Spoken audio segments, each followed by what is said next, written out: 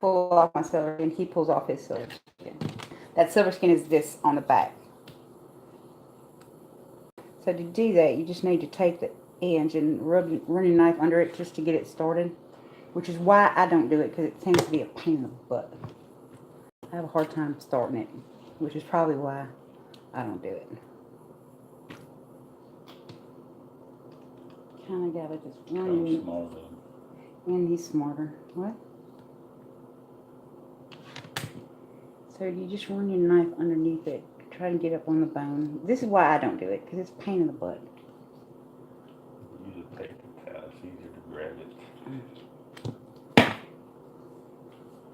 Should I have a paper towel? Okay, Brian said use a paper towel. It's easier. And then you can just run your thumb underneath it to loosen it up.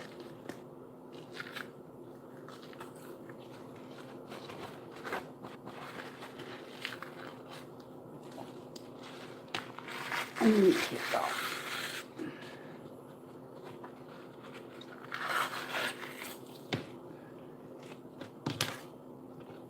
Okay. Ta-da!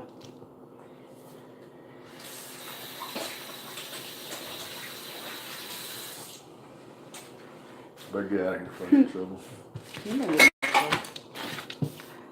Rib rub. I always do a dry rub.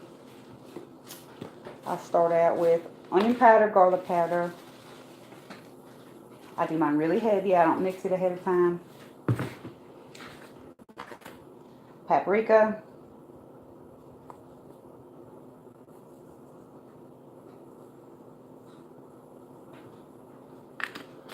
Leave the lids off, because once you rub this in on this side and you flip it over, you don't have to touch it. Garlic powder.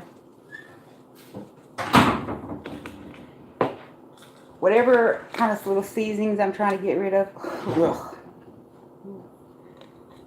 This one is a steak rub, because we found some on clearance. We're trying to try it to see.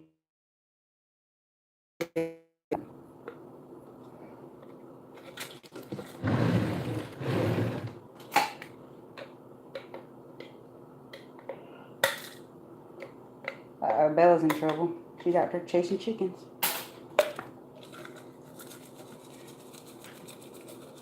I don't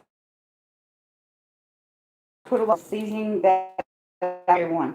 I really, really, really, really, really like this one. It's from the Spice House in Milwaukee and in Chicago. You can get it online. It's called Milwaukee Iron Seasoning. This is my favorite one.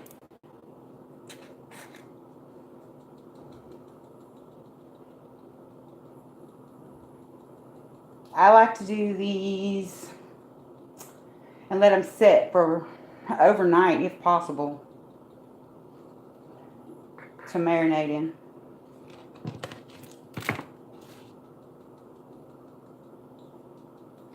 When I'm doing mine, I'll keep one hand dry, which is going to be this hand that I'm not rubbing all over the meat with, because then you can do your seasoning with a clean hand, clean dry hand.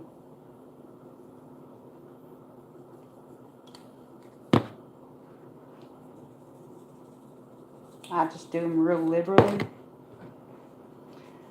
And you'll find that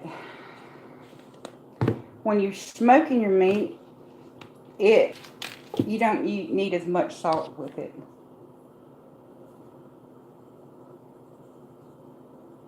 That's going to give you enough flavor. And primarily the reason people use a lot of salt is to cover up the taste of screwed up meat. So if you process your meat quickly and then you put it up, your meat doesn't start to rot and you don't need as much salt. We're fortunate enough to be able to process a lot of our own game and meat that we don't have to really deal with that. But anyway, that's the reason people use a lot of salt. Okay, so after you get that on, then you're going to kind of press it down into the meat. Do your ends. Then I like to lay when I put it down, I'll show you. I like to put the ribs, this part, down onto the cookie sheet. I use one of these big baking, the hotel sheets. And the reason I like to do that is because it doesn't have as much contact with the bottom of the tray. That way, as the meat releases water, because of the salt in the spices, it doesn't pull off all your spice. It sets up, it kind of creates a little trough area underneath it. Whereas if you have this back side, actually it's the front side. If you have that flat on the tray, you'll lose a lot of your seasoning. Okay, so that's it. Basically, what I go with is onion powder, garlic powder, paprika, and then my absolute favorite stuff from the Spice House, the Old Milwaukee. It's not Old Milwaukee, it's Milwaukee Iron.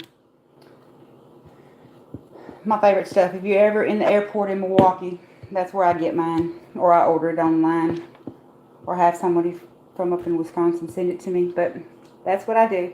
Now you're just going to cover these. Put them in the refrigerator at least a couple hours, if not overnight. When you get ready to smoke, put them on the smoker or barbecue pit.